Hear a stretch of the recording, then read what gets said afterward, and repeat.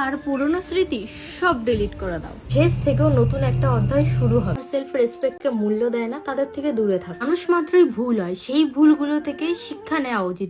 তুমি কি কখনো এমন কাউকে ভালোবেসেছো যার জন্য তুমি সবকিছু করতে চেয়েছিলে কিন্তু শেষে ভেঙে পড়তে হয়েছে? যদি উত্তর হ্যাঁ হয় তাহলে তুমি একা নও। আজকের ভিডিওটা তাদের জন্য যারা হার্ট ব্রেকের পর একদম ভেঙে পড়েছে অথচ আবার নতুন করে নিজেকে গড়তে চান। প্রথম ধাপটা হলো ব্যথাকে অস্বীকার না করে সেটাকে গ্রহণ করো। তুমি কষ্ট পাচ্ছ, তুমি দুঃখ পাচ্ছ, এটা স্বাভাবিক। কষ্টে দুদিন কাঁদো, কষ্টের কথা ডায়েরিতে লিখে রাখো। আয়নার সামনে দাঁড়িয়ে নিজের সাথে কথা বলো, নিজেকে প্রশ্ন করো আমি কি সত্যি এত কষ্ট ডিজার্ভ করি? যদি প্রশ্ন করো এ সময় কি করা উচিত, সোশ্যাল মিডিয়া থেকে একটু সময়ের জন্য দূরে থাকো। তার পুরনো স্মৃতি সব ডিলিট করে দাও। না হলে ভালো মুহূর্তের ছবি পোস্ট বা তার স্মৃতি গাঁথতে গাঁথতে তুমি আরো বেশি কষ্ট পাবে। একটা ছোট বিরতি নাও নিজের জন্য, নিজের মানসিক শান্তির জন্য। এই সময়টা নিজের প্রতি আরো বেশি যত্নশীল হওয়ার সময়। এতদিন তার কথা ভেবেই সময় কেটে যেত আর হতো নিজের সাথে নানান অনিয়ম। এই সময়টা কিভাবে নিজের যত্ন নেবেন? খুব সিম্পল।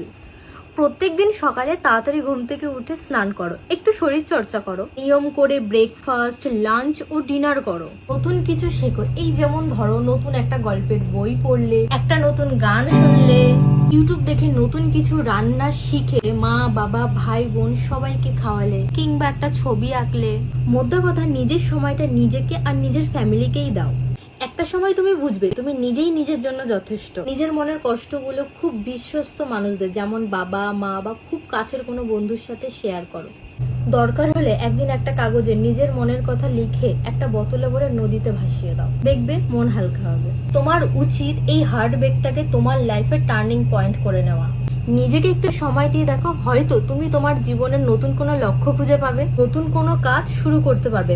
মনে রাখবে শেষ মানেই কিন্তু শেষ না, শেষ থেকেও নতুন একটা অধ্যায় শুরু হবে। তুমি নিজেকে ভালোবাসতে শেখো, দেখবে এটাই হবে তোমার লাইফের সবচেয়ে বড় জয়, সবচেয়ে বড় অ্যাচিভমেন্ট।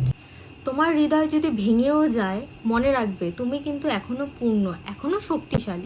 মানুষ মাত্রই ভুল হয়, সেই ভুলগুলো থেকে শিক্ষা নেওয়া উচিত। নিজেকে আরেকটা সুযোগ দেওয়া উচিত। নিজেকে অন্য কারোর সাথে তুলনা করো না, মনে রেখো তুমি নিজেই নিজের কাছে সেরা। আমি পারি না, আমি ভালো না, এসব ভাবনা চিন্তা বাদ দাও। আমি চেষ্টা করছি, আমি মূল্যবান, এসব ভেবেই নিজেকে সান্ত্বনা দাও। যারা তোমার আবেগ বা তোমার সেলফ রেসপেক্টকে মূল্য দেয় না তাদের থেকে দূরে থাকো।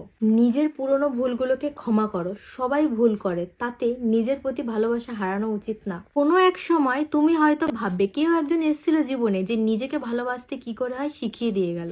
নিজেকে অবহেলা করো না, তুমি যেমন আছো সেরকম ভাবেই তুমি সুন্দর এবং ভালোবাসার যোগ্য। যদি আজকের ভিডিওটা তোমাদের একটু হলেও সাহায্য করে তাহলে কমেন্টে লাভ দিয়ে জানাও।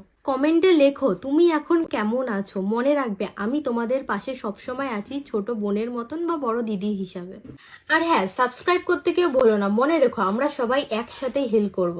হ্যালো বন্ধুরা, আমি একটা ভিডিও তোমাদের সাথে শেয়ার করলাম যেটা হচ্ছে তুলিকা দিদির এই ভিডিওটা কিন্তু প্রচুর পরিমাণে ভাইরাল হচ্ছে। এই ভিডিওতে কিন্তু তুলিকা দিদি তার মনের কিছু কথা ডিসকাস করছিল। এটা হয়তো কিছুদিন আগের ভিডিও হতে পারে, এখনকার না, এটা আমি এইটুকু জানতে পেরেছি।